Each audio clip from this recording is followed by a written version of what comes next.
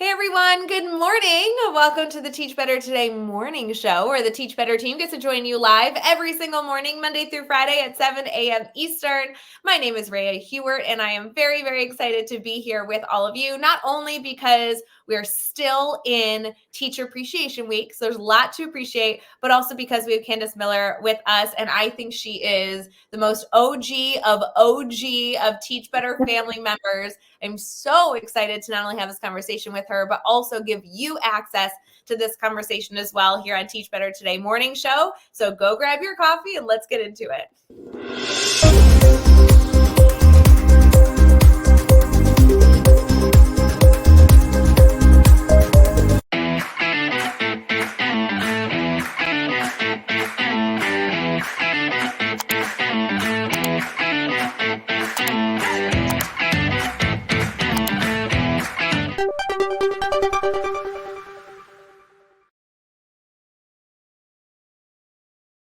Hey everyone, I'm so excited that you're tuning in to Teach Better Today morning show as we currently stream on Facebook, YouTube, Twitter, Twitch, and LinkedIn. Also has an episode of Teach Better Talk podcast. We have Candace Miller here with us. Candace, how you feeling this morning? Oh, I'm doing fantastic, and good morning, everybody. It's so nice to be here with Rae. Oh, And so hopefully you guys are enjoying your morning. yes, we want you all to have an amazing morning. And I know it will be an amazing morning, friends, because you're starting it with Candace. She is so wonderful. She's an amazing educator. She's very involved in the Teach Better family. And so trust me, this is going to be like sitting on the couch, catching up with an old friend. Definitely somebody you're going to want to add to your PLN. Candace, I appreciate you taking the time to be here so bright and early. Yes. Thank you for having me. It'll be so great. For those of you who have not connected with Candace, this is definitely going to be a wonderful person to add to your PLN. But Candace, if they don't know too much about you, will you tell us a little bit about what you do in education, your role? Kind of give us the bio. Okay, well, I am a high school chemistry teacher, and I am currently in Columbus City Schools. And I have been teaching. We're not going to talk about how long I've been teaching, but but I'm enjoying every day and every second and where I'm at. And I started out not in a public school. I started out in a private school, so I'm enjoying the public school sector right now, and that little shift, yeah. And it's just been it's been a great year, and it's been hopefully for you guys a great start to your morning.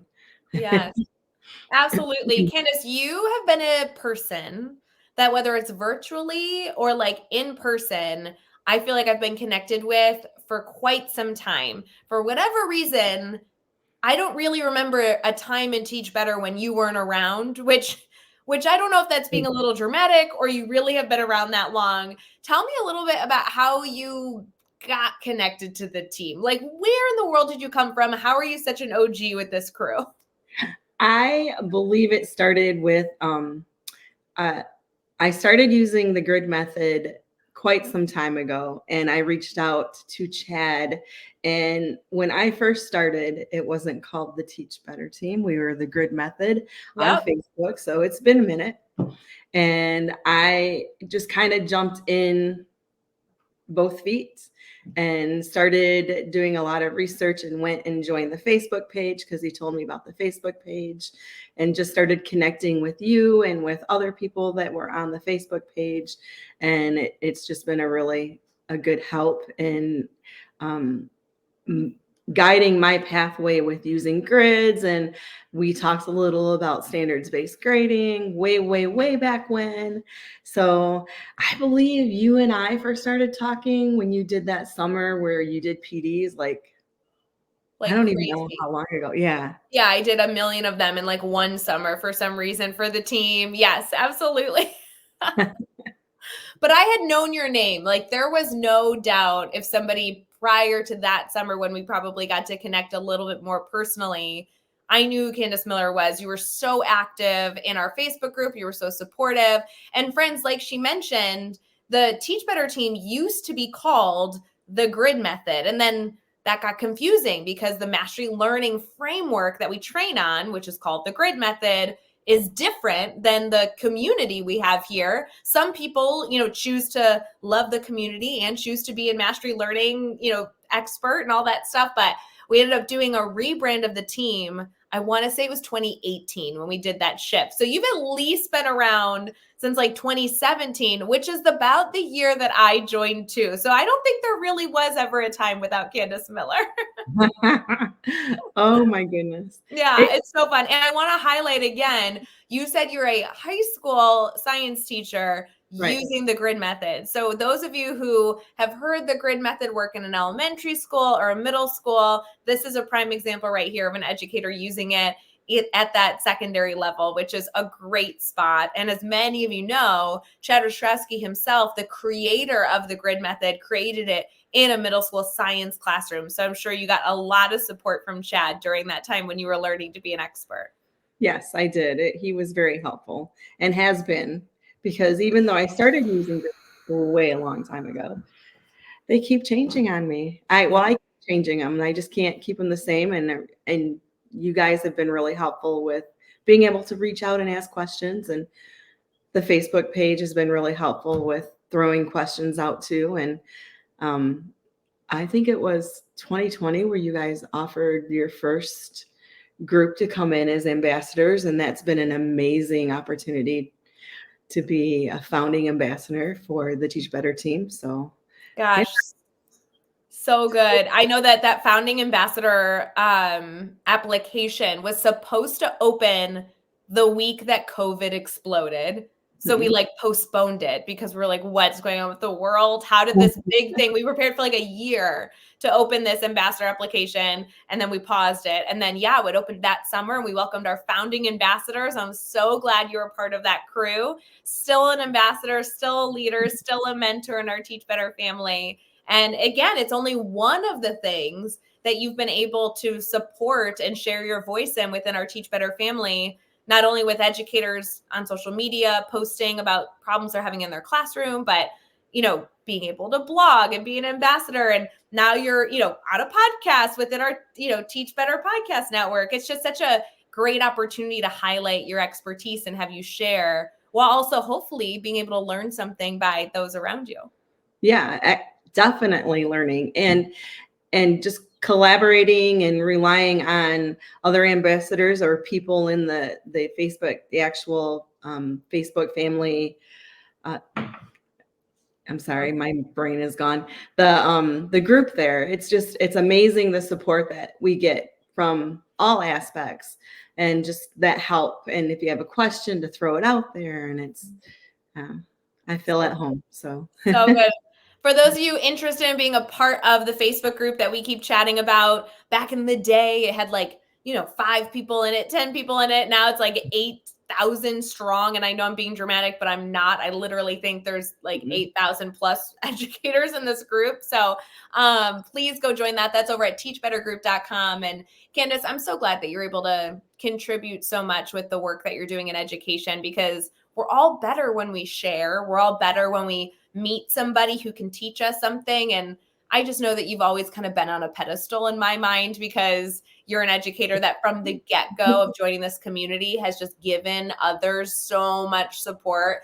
And it's such a blessing. So I really, really appreciate that about you. We're going to jump into our team talk segment and dig into a little bit more of your educator brain. So we will be right back.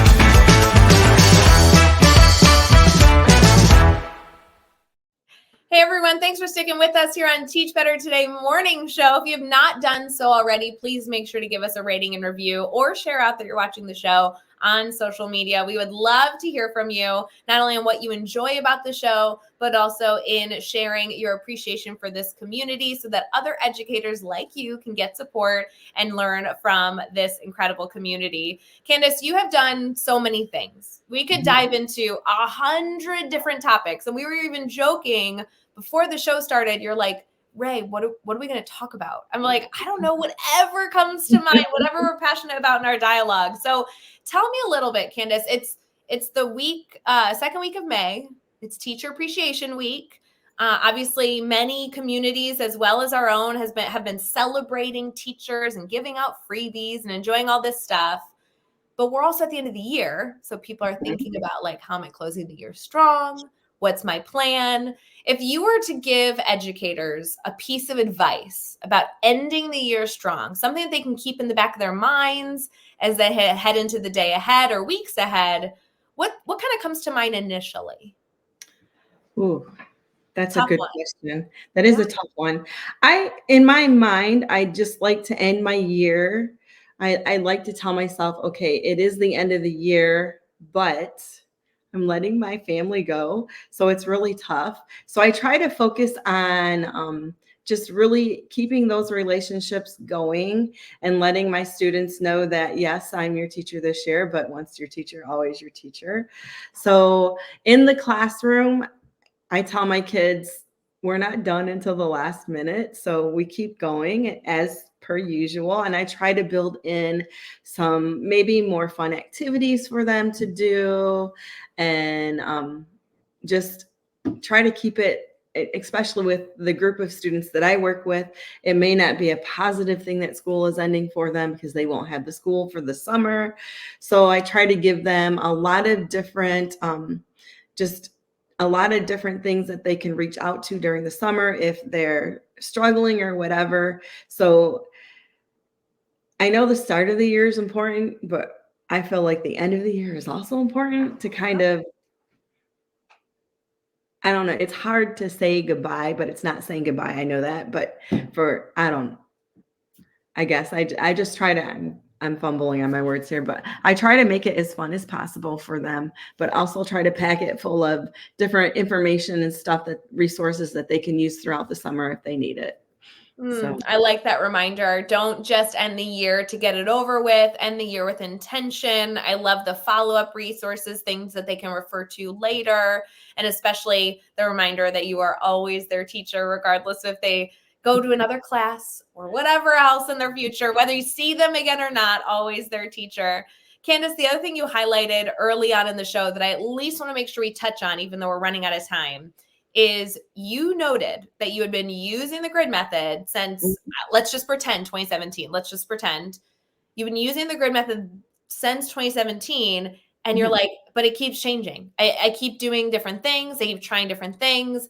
I don't think that we highlight that enough as educators, especially with the grid method, because so many of us in this community who have used the Mastery Learning Framework kind of think like, oh, when my grid's done, I'll never have to do it again. I can just use it again next year. And to some extent, that can be true, but we're constantly tweaking, whether it be the content or the classroom management or anything else.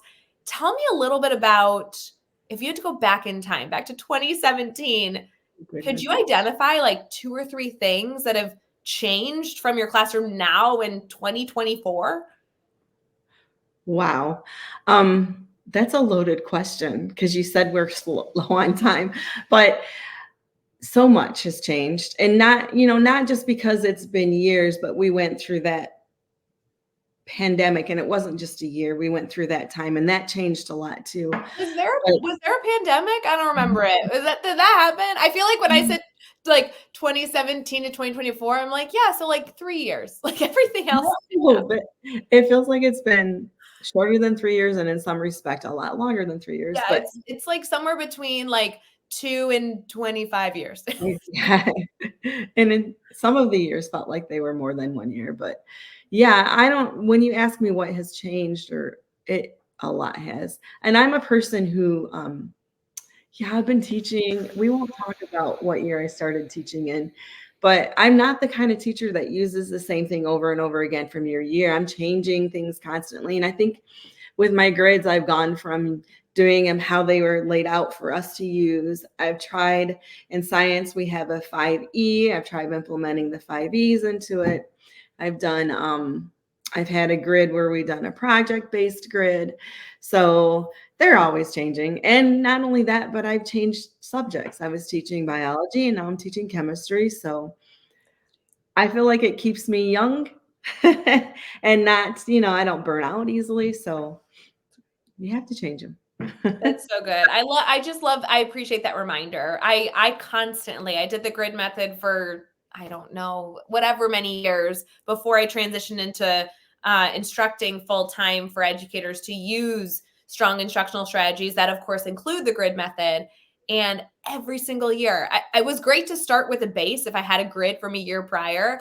But gosh, I was smarter. Like every year, you're as an educator, you're smarter. You know a better classroom, management technique, or you know a better way to present the information so there's not as many potholes for students to fall into. And I think it's wonderful that you're able to highlight the fact that every year the grade would come up and you'd say, okay, how can I adjust this to make it better because of my knowledge base of myself, but also because of my knowledge base of the students, which is so wonderful. So Candace, I'm so glad you're able to join the conversation this morning. And I really want to make sure our community can stay connected to you. So how can they stay connected? Well, Facebook is like my main thing that I use, but I do have on my, yes, right there where your name is, whatever that is, the banner, what is it called? It's my Instagram there, but I hop on Instagram and I view it daily, but I'm not a big, huge poster on Instagram. But I think the main thing would be Facebook. Awesome. Yes. Go connect with Candace on Facebook. Go join our group and engage with her content as well as other educator content at teachbettergroup.com. And of course, if you're looking for anything else, there's tons of resources at teachbetter.com, including blogs, podcasts, downloads, and everything in between. So Candace, thank you so much for this conversation. I so appreciate it. Thank you so much for having me. I appreciate spending time with you. So. Yeah, so fun. It was easy. All right, friends, the next time we see you, I hope will be at tomorrow's Teach Better Today morning show, unless you're joining the Edupreneur group tonight, or maybe there's an ambassador event going on. Who knows? There's always someone doing something here in our Teach Better family, and we appreciate you. Have a wonderful rest of your day, and we'll see you on the 10th. Bye, guys. Bye, guys.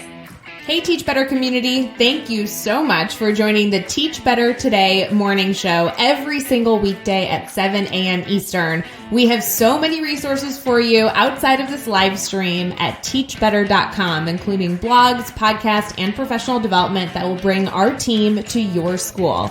Wherever you are listening from this morning, please make sure you are sharing and celebrating the incredible educators in this world. And hey, if you are listening over on a podcast to Teach Better Talk, we would love a 5-star review.